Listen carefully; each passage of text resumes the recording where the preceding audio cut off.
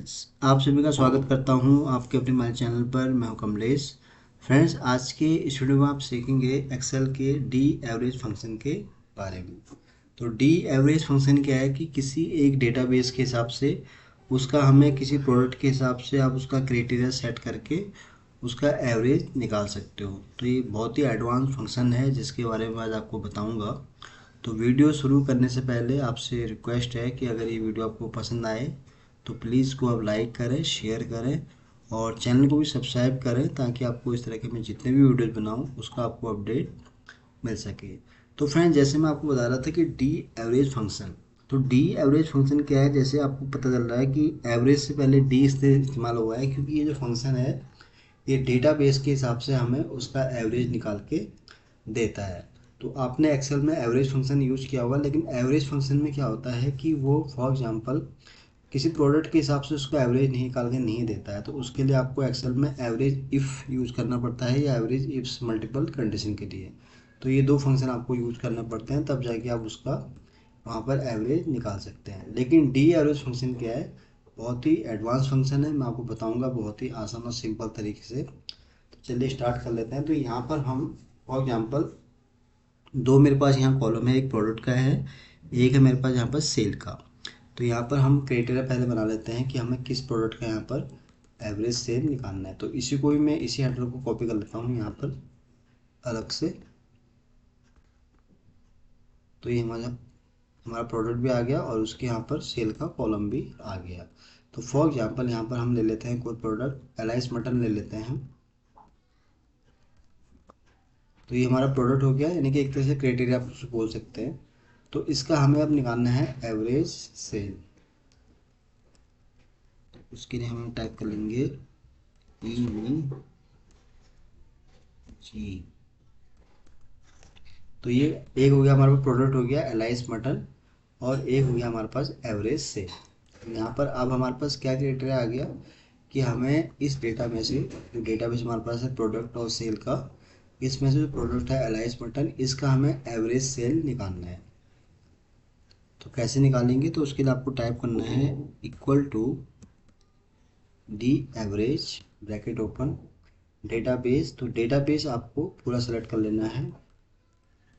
Select करने के बाद कॉमा, फिर आता है नेक्स्ट, आता है फील्ड। अब फील्ड मीन्स क्या है फ्रेंड्स, कि फील्ड में आपको वो वाला फील्ड सेलेक्ट करना है, उसका हेडर सेलेक्ट करना है जिसका आपको एवरेज निकालना है। तो यहाँ पर टैक्स की तो एवरेज निकलेगी नहीं प्रोडक्ट की, इसलिए जो वैल्यू वाला है वो आपको फील्ड यहाँ सेलेक्ट कर लेना है। उसका पूरा आपको कॉलम सेलेक्ट नहीं करना है, उसका हेडर खाली आपको सेलेक्ट करना है। तो ये होता है फील्ड। तो हमें यहाँ सेल की एवरेज निकालना है, तो उसके लिए हमारा जो फील्ड रहेगा वो रहेगा सेल वाला कॉलम। बस आपको इसका हेडर सेलेक्ट करना है इस तरह से, पूरा आपको कॉलम कॉपी नहीं करना है, उसका रेफरेंस नहीं लेना है, कॉमा। फिर अब बात यहाँ है क्राइटेरिया। अब क्राइटेरिया मीन्स क्या है कि आपको किस प्रोडक्ट का यहाँ पर एवरेज सेल निकालना है। तो जैसे कि मैंने आपको बताया कि हमें यहाँ प्रोडक्ट के अंदर एलाइस मटन का चाहिए क्राइटेरिया, तो उसके लिए हम यहाँ पर इसको सेलेक्ट कर लेंगे, इंटर। इंटर करने के बाद ये हमारे पास आ गया एवरेज सेल। अगर हम चेक कर लेते हैं कि जो हमें आउटपुट मिला वो क्या सही है कि या गलत, तो उसके लिए हम आते हैं एलाइस मटन के अंदर, चेक कर लेते हैं इसको।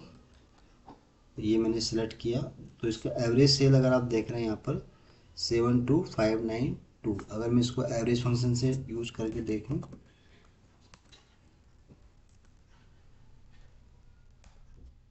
बिल्कुल सही है फ्रेंड्स, 72593। तो यहाँ पर आपने एक चीज़ देखी, एवरेज फंक्शन ने क्या किया कि खाली जो पूरा जो वैल्यू है उसके हिसाब से मैं एवरेज निकाल के दिया। लेकिन डी एवरेज फंक्शन के थ्रू क्या है, आप किसी भी एक प्रोडक्ट के हिसाब से उसको क्राइटेरिया मान के आप उसका एवरेज सेल यहाँ पर निकाल सकते हो। तो इसी तरह अगर आपको किसी और प्रोडक्ट का जानना है तो उसके लिए सिंपली आपको इसमें बस उसका नेम यहाँ रखना हुआ है। फॉर एग्जांपल अगर आपको एनाइस सिरप का यहाँ पर करना है तो उसको आप कॉपी करेंगे तो ये इसका एवरेज यहाँ पर निकल जाएगा। तो आप यहाँ पर चाहें तो ड्रॉप डाउन बना सकते हैं सेम प्रोडक्ट का।